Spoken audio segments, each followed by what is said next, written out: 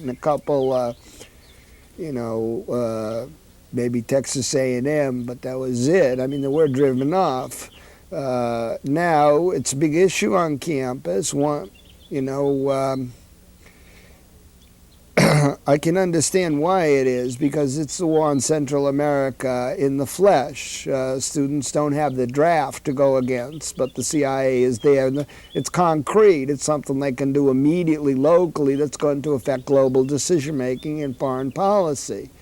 It brings up a lot of contradictions about what the university education is supposed to be about. So, and open democracy versus covert actions and covert recruiting programs. Mostly a CIA war on Central America, CIA war on Africa. It's analogous to the Vietnam War. The 60s were not begun with the Vietnam War. It was a battle against apartheid in the South, legal segregation, civil rights movement. After 4 or 5 years, it became pretty obvious that we were going to win that battle. Therefore, Congress moved to pass Civil Rights and Voting Rights Act. When they did that, when they institutionalized the battle in the streets, the street battle then had to shift its tactics to de facto segregation, racism in the North, economic issues, and from then on there were no easy victories. It got very muddled and everything. But simultaneously at that point, because we were there, we were building a movement, we were ready to defy authority, to go against the grain, etc. We were learning how to be good organizers. People would say, wow, this is war in Vietnam. It had been going 11 years. But secretly, covertly, with mercenaries, under the control of the CIA, etc., etc. And then it shifted. And in the same sense, in the mid-'80s, after the terrific success of the divestment movement, pressure from below, getting so many universities to pull out billions of dollars, you could see that at some point it was going to have to shift its focus to now focus on U.S. relations to frontline black African states, to racism here at home, rising racial terrorism. This was going to be a little bit more difficult than the obvious evil of apartheid in South Africa. So people were going to look for another issue that was going to be able to reach large numbers of people. Now, there's a lot out there. Star Wars research, attitudes towards gays, especially with AIDS around, sexual harassment on campus, control of campus newspapers. I just spoke in Kentucky last week, Western Kentucky. 5,000 students were out complaining about the administration taking over the students' rights to run their yearbook the way they wanted to. There are at least about 20 or 40 schools where that's the big issue. Or you go to Vanderbilt in Minnesota, it's Star Wars research, and they're organized to figure out what Star Wars research is and what's basic science. And they're working on those issues. Wesleyan is sexual harassment. I mean, all these, you can go around the campus, Boulder, Colorado, it's CIA recruiting. UCLA just kicked the CIA off the campus. But I'd say top right now is CIA recruiting and CIA getting teachers on campus, posing as professors. All that brings up, because of Iran amok and everything, it brings up the way the whole country's, the whole foreign policy is run. And so that's how they're entering into it. How effective were those demonstrations and occupations and so on? Trials, don't forget them. A trial in Northampton with the necessity defense been repeated several times.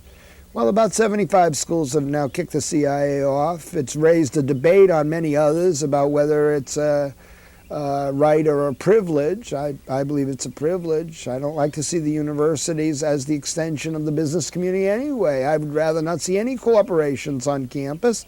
I would like to see where they put up signs saying we'll meet you in the Holiday Inn or the Ramada Inn. That's fine, but the university should be a place for higher learning. I mean, that's, more and more, even right and left-wing intellectuals agree on this, that the universities are not teaching. I mean, they're not teaching history, they're not teaching analyses, they're not teaching why things work the way they do. They're only teaching mechanical skills. So that produces a generation that's very unstuck in terms of the past, the future, in terms of each other.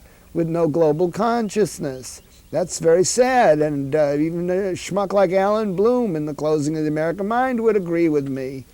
You know, I mean, we have 60 million functional illiterates in America. How the hell do we get to that? But we're the richest country in the world. We got 60 million people that can't read a want ad, that can't read the prescription on a medicine bottle, that can't get their driver's license. That's 60 million out of what? 250 million people. What the hell? We're not number one in literacy, that's for sure. That Jonathan Cosell, he's a great American, and his next current book is about the homeless people in America. Yeah, through the manipulation of the media and the nonsense like New Age consciousness, etc., because of the ability of the great actor-in-chief, an emotion called caring has been transformed into an emotion called concern. So people are concerned about world hunger, the tropical rainforest, and the homeless. Now, what concern about the homeless leads you to do is to stand in line in some Hollywood extravaganza or buy the album, see, and say, well, I'm concerned about homeless people. There's no analysis. Caring about homeless people demands analysis. A person is homeless because they used to have a home. See? Now someone cooked them out of the home. Some greedy landlord, someone who wanted to possess their farm, some bank. That's how they got there. But with the concern attitude, the homeless always been there, see? And they always will be. So to relieve your guilt, to be concerned, which only helps you, it doesn't help the others. It's just another way of being selfish. To really care, you have to have some analysis about economics, about how the homeless got there. And I can guarantee you it wasn't because they shut up the mental ward hospitals in New York City, so we got 3 million homeless in America. It's because people had homes and developers came in and crushed their homes. Greedy landlords took them over. Or the banks foreclosed on their farms. That's an analysis. That's the beginning of caring. Never mind how we get to the solution. Is there wow. What is there an activist solution to that kind of problem? Is there a way? Absolutely, sure. Well, first is to the analysis that I said. Secondly, you have to say it's a national disgrace. You have to raise it on the list of priorities and values on the agenda for the kinds of problems we have to address. You know, you have to consider that 3 million homeless people in America jeopardizes our national security a hell of a lot more than a country like Nicaragua. So we have to address homeless people. We have to address illiteracy. And we have the money to do it. We just don't have the will. We don't have the value systems. How we do? We get representatives, we get some politicians, we get some bills that address the problem, we get some organizations that care for the home, but don't care in the way that the Red Cross cares. They care in the way that Mitch Snyder and the Center for Creative Nonviolence in Washington care, or the Coalition for the Homeless care. They make the political points. But I want to come back to the community stuff here. What is it that may be different from students in a community? What is it that makes people take that step across the line from passive to active? Well, right here, we organized in 2 hours. Salisbury Civic Association raised over $5,000 because we got the ugliest tower in the county. We want to preserve farmland. We want to preserve a town that's more than 300 years old. So, in they're smart. They're well off. I'm discovering a new oppressed class, the rich. They don't. But what I pointed out to them right off is that we are not trained. When we started to build our community-wide organization, to get legal talent, to get publicity people in, to get community organizers in, I had to point out that none of us are trained in America to do this. We're only trained to act as individuals, not to act together as a community. So here it's a lot easier because they're under the gun. They can see, the encroachment of ugly development onto one of the most beautiful towns in America. So, they have the self-interest. it works the same with students. You drew a false dichotomy. Now, the student movement in the 60s, which was maybe the only authentic student movement in the U.S. history. After all, there have always been yuppie training camps where rich young ladies and gentlemen go to become older, richer young ladies and gentlemen. That's it, you know. Ivory towers where you close off from the rest of the world and, you know, you study art and whatever it is you do in the university, but don't get involved out there. I mean, that's the tradition of the, we don't have the concept of the engaged student with the class, or the world as the classroom the way the rest of the world does. You see, so the 60s were a break, and part of that break was students realized that they weren't just students in a university, they were citizens in a community. That they were there 4 years, some late bloomers, 6 or 7, you know. But 4 years is a long time in a mobile society like America, where their parents are moving every 2 years. What the hell? You're there 4 years. You are in a community.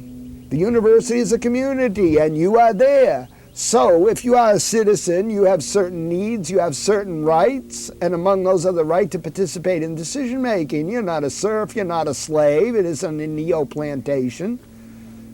And quickly, one good way for students is to get the freshman orientation book, look at all the glossy pictures, and then after they've been at the university for a couple of years, say, how do they match up?